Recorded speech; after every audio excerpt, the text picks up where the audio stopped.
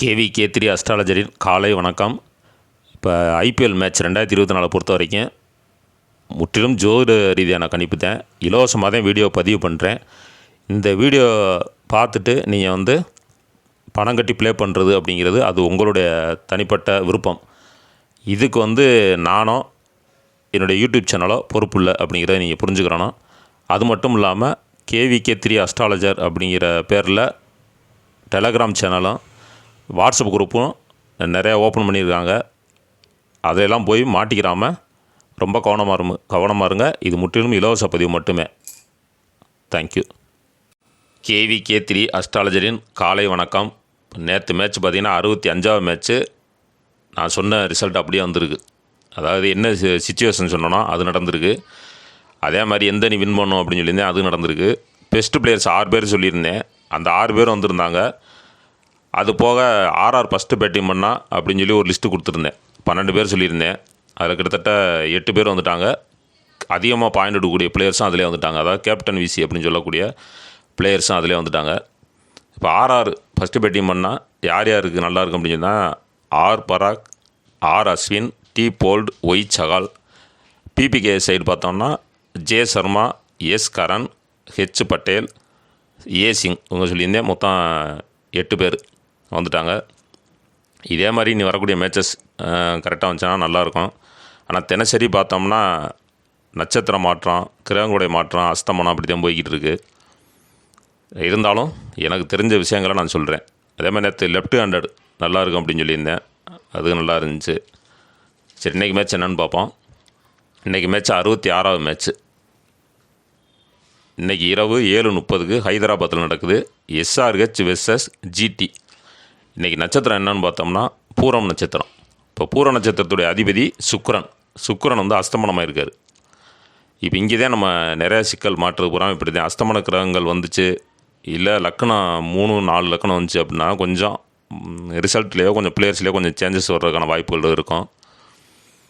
இப்போ SRHை பொறுத்த வரைக்கும் பி கம்மின்ஸ் கேப்டனாக இருக்கார். அவரோட தலைமையில் கடைசியாக விளாண்ட பிளேயர்ஸ் யார் யார் அப்படின்னு பார்த்தோம்னா A Sharma, T Head, NK Reddy, H Klaasen, A Samad, S Ahmed, Sanvir Singh, P Cummins, B Kumar, J Unadkat, V Vijayakanth, T Natarajan இவங்கெல்லாம் லாஸ்ட்டாக விளாண்ட பிளேயர்ஸ்.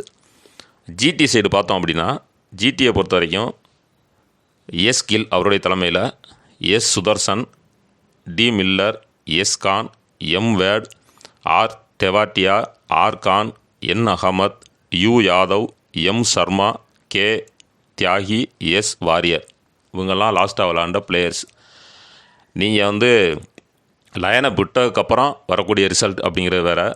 இது லயனை விடுறதுக்கு முன்னாடியே லாஸ்ட்டாக விளாண்ட பிளேயர்ஸை வச்சு தான் நான் ரிசல்ட் சொல்கிறேன்.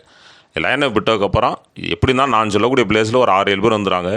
மீதம் ஒரு 5 பேரோ 4 பேரோ நீங்கள் தான் அதை சூஸ் பண்ணி எடுத்துக்கிறோம்.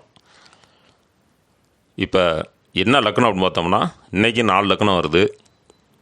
அதாவது ஃபஸ்ட் இன்னிங்ஸு விருச்ச லக்கணத்தில் 1 மணி நேரமும், அதே இது 30 நிமிஷம் தனுசுலேயும் போகுது. அப்படி போகுது. செகண்ட் இன்னிங்ஸ் பார்த்தோம்னா தனுசில் 1 மணி நேரமும், அதுக்கப்புறம் மகரத்தில் 30 நிமிஷம் போகுது. நேற்று சொன்ன மாதிரியே மேட்ச்சு சிச்சுவேஷன் சொல்கிறேன். விக்கெட் எந்த சைடு விழுகும் அப்படிங்கிறதையும் சொல்கிறேன். நேற்று சொன்ன மாதிரி ஃபஸ்ட்டு பேட்டிங் பண்ணுற டீம் 8 விக்கெட்டு, செகண்ட் பேட்டிங் பண்ண டீம் 6 விக்கெட் வரைக்கும் போயிடுச்சு. நேற்று என்ன சொன்னோம் கிட்டத்தட்ட அப்படியே நடந்துருந்துச்சு. அதே மாதிரி நடக்கணும் அப்படிங்கிறத என்னுடைய ஆசை.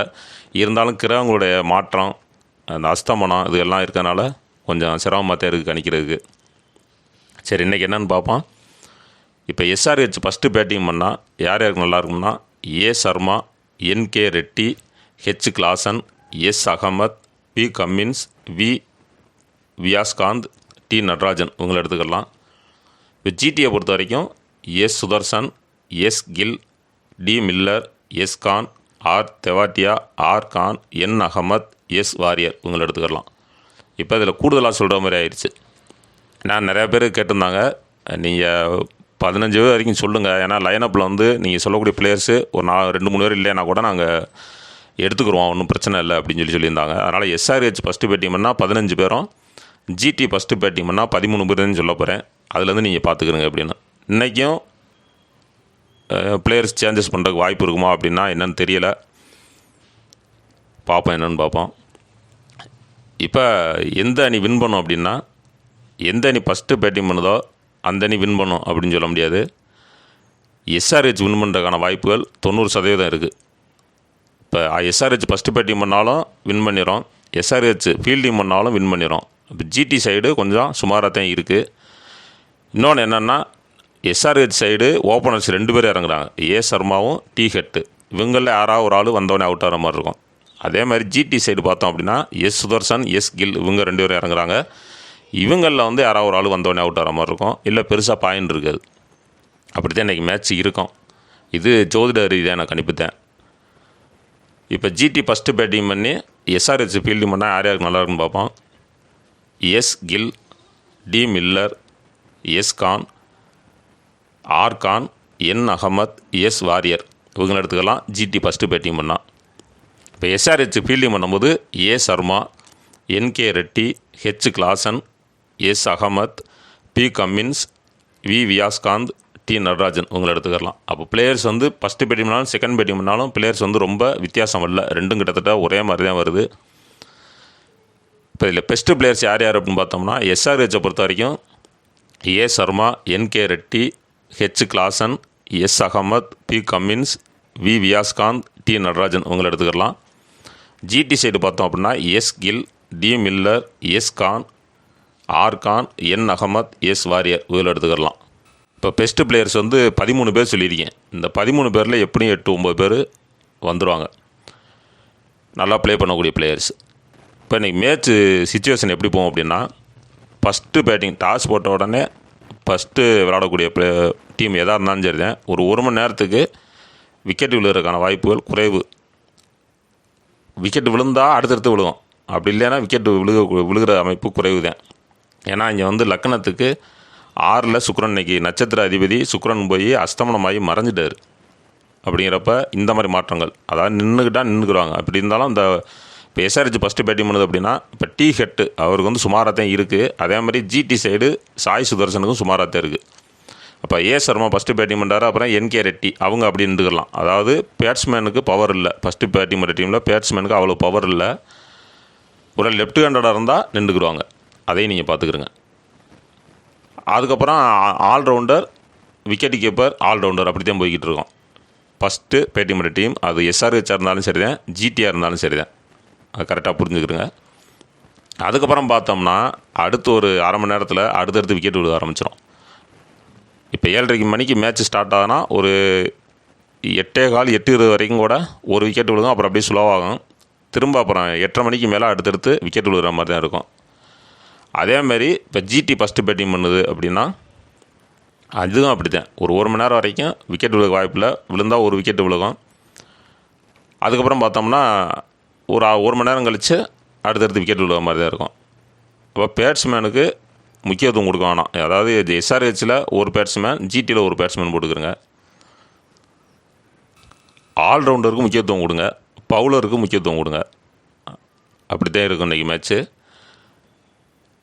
இப்போ சொல்லியாச்சு. அதே மாதிரி ஃபீல்டிங் பண்ணுற டீம்லேயும் அதே மாதிரி தான், ஒரு மணி நேரத்துக்கு விக்கெட் விழுகாது. அதுக்கப்புறம் கடைசி ஒரு 30 நிமிஷம் அடுத்தடுத்து விக்கெட் விழுகும். இப்போ 1 மணி நேரத்துக்களோட மேட்ச் ஸ்கோர் கம்மியாக வருது. இப்போ எஸ்ஆர்ஹெச் ஃபஸ்ட்டு பேட்டிங் பண்ணி ஜிடி ஃபீல்டிங் பண்ணுது அப்படின்னா ஸ்கோர் கம்மியாக இருந்தால் அந்த 1 மணி நேரத்தோட மேட்ச்சை முடிச்சிடும். செகண்ட் இன்னிங்ஸ் 1 மணி நேரத்தோட மேட்ச்சை முடிக்கிறதுக்கான வாய்ப்புகளும் இருக்கும். அப்போ அதுக்கு தகுந்த மாதிரி நீங்கள் பிளேயர்ஸ் செட் பண்ணிக்கிறங்க. இப்போ அதுவே ஜிடி ஃபஸ்ட்டு பேட்டிங் பண்ணி எஸ்ஆர்ஹெச் ஃபீல்டிங் பண்ணாலும் அதே அமைப்பு தான். இப்போ எல்லாமே சொல்லியாச்சு, யார் வின் பண்ணான்னு சொல்லியாச்சு, பிளேயர்ஸ் லிஸ்ட்டு சொல்லியாச்சு. இதில் வந்து நீங்கள் எடுத்துக்கிறங்க. நாளைக்கு மேட்ச் என்ன அப்படிங்கிறத நாளைக்கு பதிவு பண்ணி போட்டுறேன். தேங்க்யூ.